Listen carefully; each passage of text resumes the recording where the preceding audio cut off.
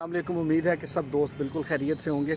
एक सिलसिला हमने शुरू किया था बहुत आम से अल्फाज को जानने का, जो कि ज़िंदगी में हम सुनते रहते हैं, पढ़ते रहते हैं, लेकिन हम में से बहुत से लोग उनको सही तौर पर समझते नहीं हैं।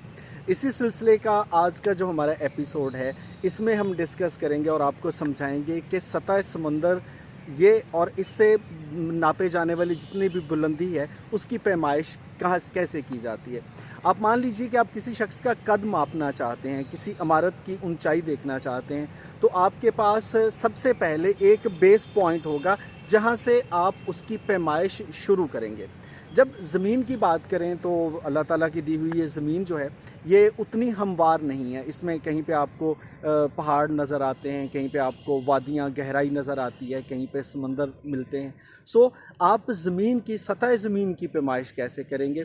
इसके लिए आम तौर पर एक जो बुनियादी नुक्ता इस्तेमाल किया जाता है वो है कि सतह समंदर से किसी चीज़ की हम बुलंदी नापना शुरू करते हैं। अब सतह समंदर जो है, उसमें पाकिस्तान की अगर बात करें तो हमारे पास जो कराची का साहिल है, वहाँ पर सतह समंदर को ज़ीरो समझ लिया जाता है और फिर उसके बाद पाकिस्तान के मुख्तलिफ़ इलाकों की पैमाइश की जाती है कि उनकी ऊंचाई या बुलंदी कितनी है। सबसे पहले कराची का ही तज़किरा कर लेते हैं। कराची सतह समंदर से 10 मीटर बुलंदी पर वाक़ है। इसीलिए खुदा न खास्ता अक्सर कहा जाता है कि अगर समुद्री तूफ़ान आया तो साहिली इलाकों में नुकसान हो सकता है, पानी आ सकता है। और उसकी वजह ये होती है क्योंकि आप सतह समंदर से कुछ बहुत ज़्यादा बुलंदी पर मौजूद नहीं हैं। लेकिन बाकी इलाकों की तरफ जैसे जैसे आप बढ़ते चले जाएं, टुवर्ड्स नॉर्थ आना शुरू करें, तो मुल्तान तक आते आते ये बुलंदी जो है ये 122 मीटर हो जाती है। सो सतह समंदर से मुल्तान 122 मीटर बुलंद है। फैसलाबाद सतह समंदर से 186 मीटर बुलंद है। लाहौर चले जाएं तो वो सतह समंदर से कोई 217 मीटर की बुलंदी पर वाक़ है।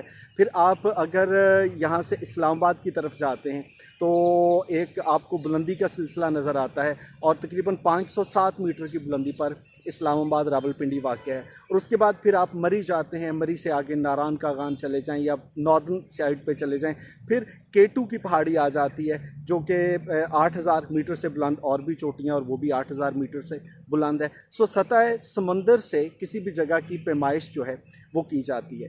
अब इसमें बहुत से लोगों को बुनियादी साइंस के जो सवालात हैं उन तक या हमें आगाही नहीं होती है, शायद हमने कभी उस तरह से मुतालिया नहीं किया होता।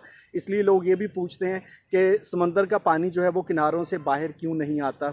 कशिश शकल के बुनियादी कवानीन थोड़ा सा पढ़ने की ज़रूरत है, वो चीज़ भी आपको समझ में आ जाती है। ज़मीन की हरकत की वजह से मद्दो जज़र जो है वो भी फिर आपके समझ में आना शुरू हो जाता है।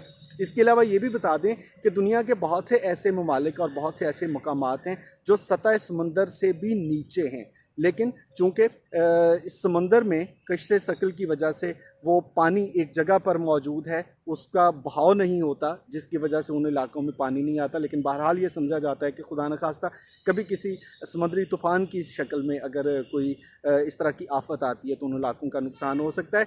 आप बता दें कि आप किस शहर से हमें सुन रहे हैं और आपको पता है कि आपके शहर की सतह समंदर से बुलंदी कितनी है। जैसे जैसे आप सतह समंदर से बुलंद होते जाते हैं, आपको ठंडे इलाके ज़्यादा मिलते हैं। सो अपने इलाके के बारे में बताइएगा कि सतह समंदर से कितनी बुलंदी पर आप इस वक्त मौजूद हैं।